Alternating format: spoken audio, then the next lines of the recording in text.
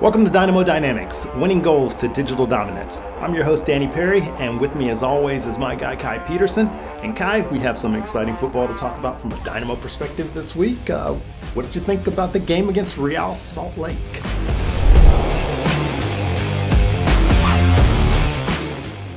It was exciting. It was a high-scoring game for sure. I mean, 5 goals total by both teams and 4 for the Dynamo. So, correction.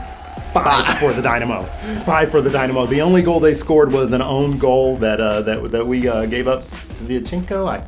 Sorry if I butchered that name, but just the dismantling all the way around from from the 6th minute. Karaskia was through, and how he missed that one, I really don't know, but it didn't take long for the Dynamo to get on the board. No, yeah, we got on a roll early, and I think we were just putting the pressure on them so quick, and it just led to balls being in the back of the net. So explosion.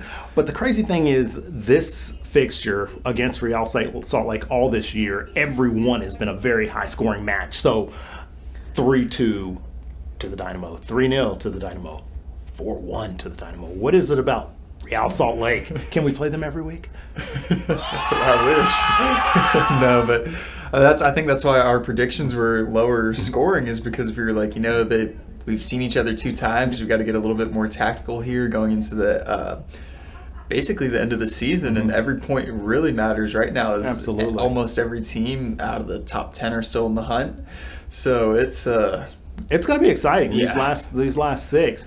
But with these guys, it's just really just a little odd to me, because they are so high in the standings. They're above us in the standings. I think they were sitting 3rd last week, and while we were in 7th place, and just something about Real Salt Lake brings it out for the Houston Dynamo. I'm here for it. They just like I'm to here score. for it. Definitely weren't too many changes to the lineup. Stairs coming in for Escobar at left back, I think, was the only major change.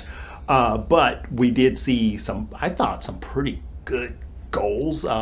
You said earlier that maybe it was a combination of good goals attempts versus not quite so stellar goaltending. I'm going with great goals. That's fine by me. The only thing that our lineup will change now is Hector Herrera did get injured. So that changes things up in the midfield. But Kowalczyk came in and played a midfield role, and Karaskia came back alive, He 2 assists in the assists, match. yeah. Absolutely. So you can't really discount what Hector Herrera brings to the team. He basically solidified the midfield from the moment he came back from injury earlier this year. So you have to worry a little bit about what's going to happen going forward in this another key stretch of matches as we close out this season. I mean, what's your opinion? How do you think they'll compensate for that loss? He's not replaceable in the midfield because at the very beginning of the season, we saw how we played without him, but now other players are stepping up and doing a lot better of a job. So I think we can definitely manage without him, but his leadership, because he's been with the club for a while, and he really is, even just on the pitch, you can tell he's the boss. Yeah. He is absolutely he's the boss. The captain. Indispensable. Well, we'll see how we make it through, but I think the players from Bassi to Dorsey, Kowalczyk, Ponce, those were the goal scorers, but Karaskia was a threat all night long. He in the midfield and attacking.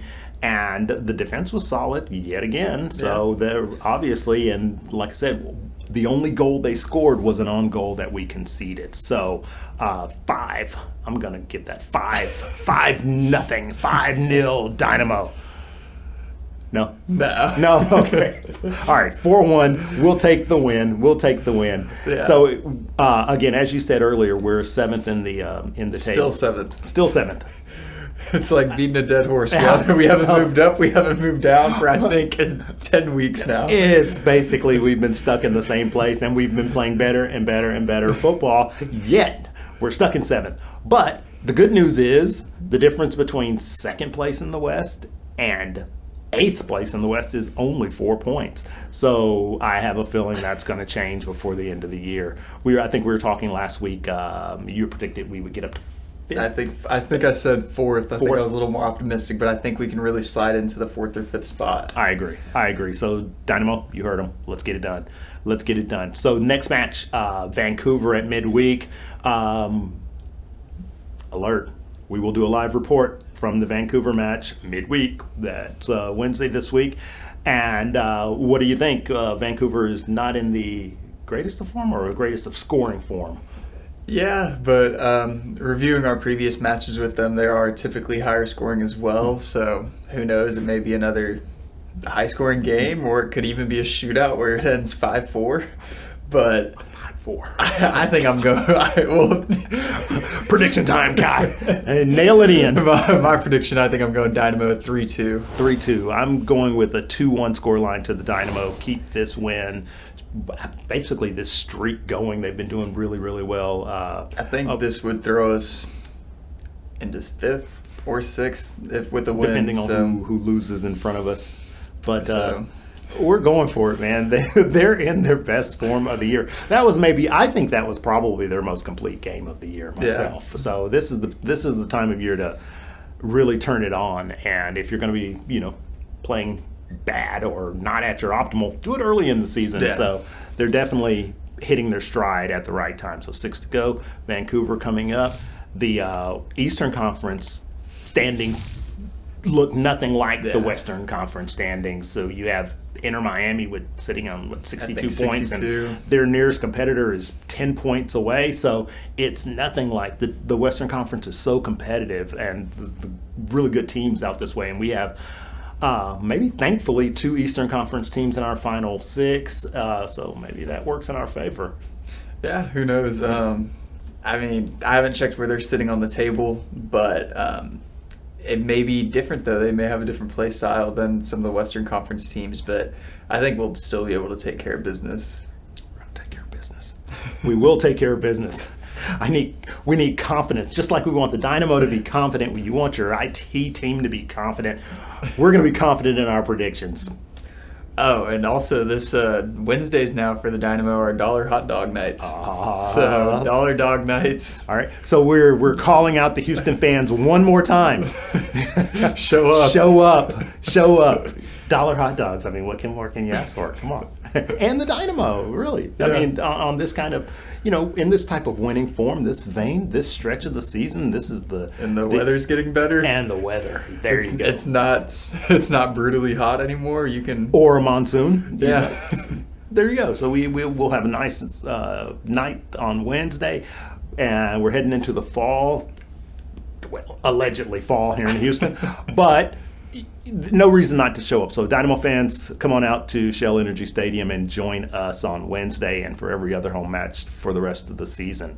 What else do we have that we want to talk about today? We could talk North London Derby. Yeah. Arsenal versus Tottenham. So I'll let you take it from there. I mean, it's your team. Y'all won. We did. A very scrappy affair, as always, versus the rival. And with some key injuries, as we discussed last week, a lot of key injuries. Arsenal came through, shifted their lineup just a little bit, but they played a really good defensive match.